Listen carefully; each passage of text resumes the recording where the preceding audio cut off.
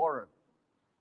This prompted the Prosecutor General of the Department of Justice to serve the warrant.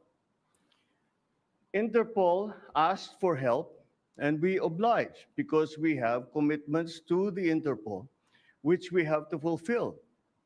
If we don't do that, they will no longer help us with other cases involving Filipino fugitives abroad. This is what the international community expects of us as the leader of a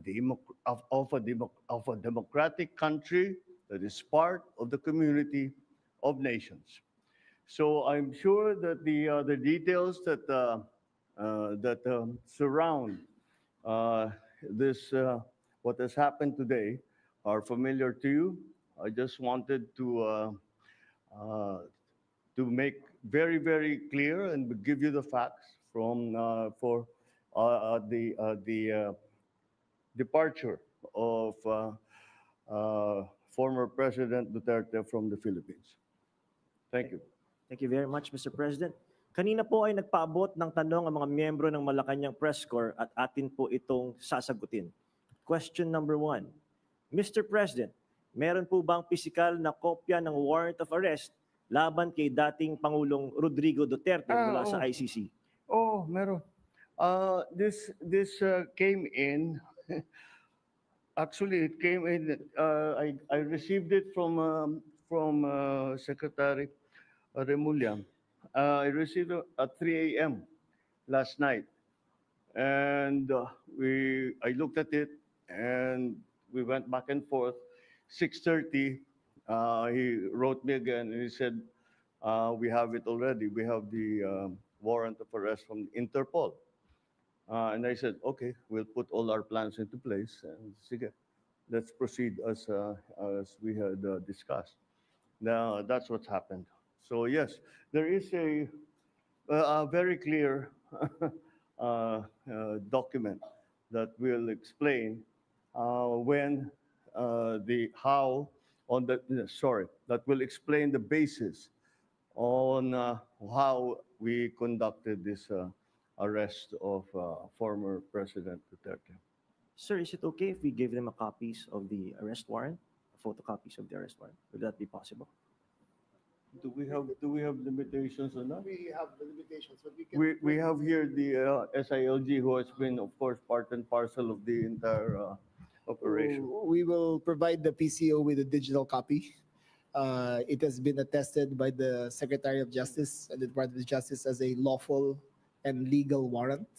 We will publish it after this press conference, and you can use it as reference. These are, it's very simple. It's a request to the Philippine government from Interpol to enforce the arrest warrant. And of course, we comply with our commitments to Interpol. We did not do this because it was derived from or it came from ICC. We did this because Interpol asked us to do it.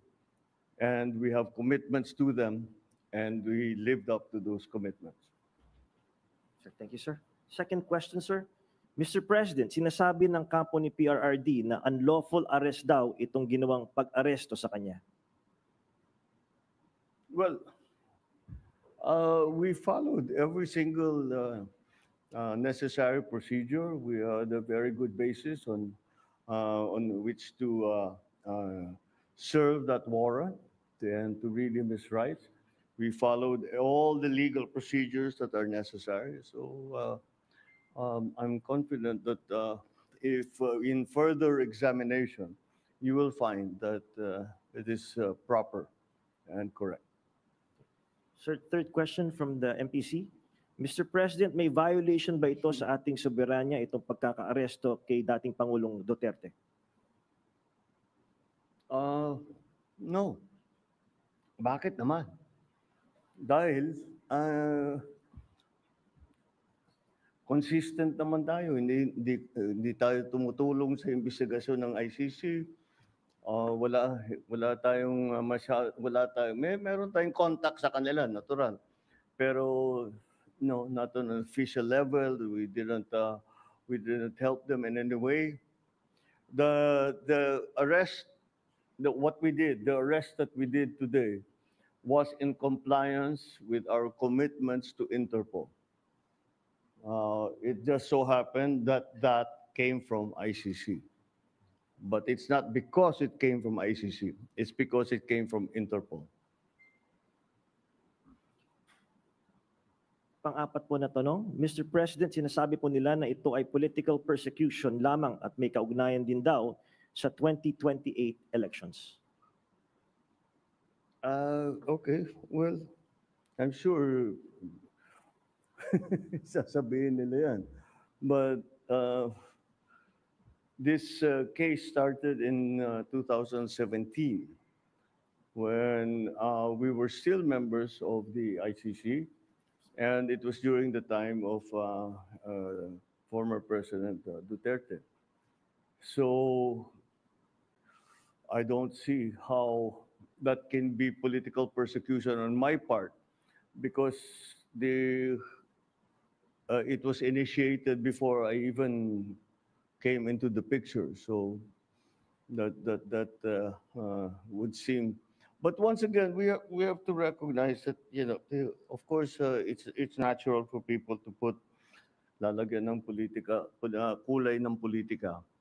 Pero sinundan lang natin yung ICC, yung Interpol.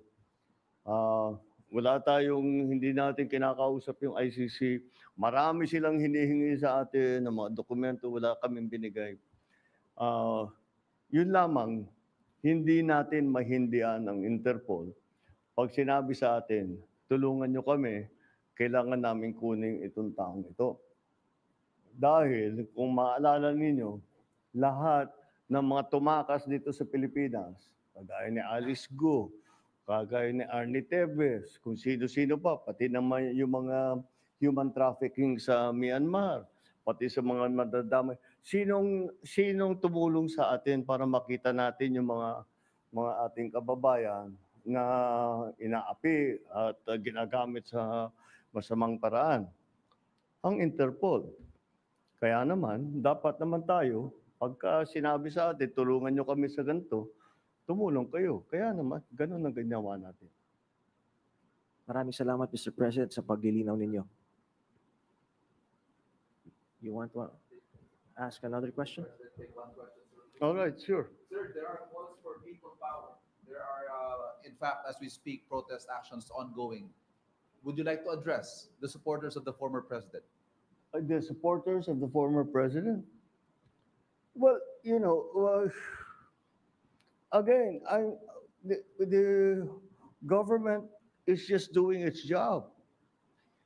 Wala namang, it's not because it's one person or another that we do the things that we do.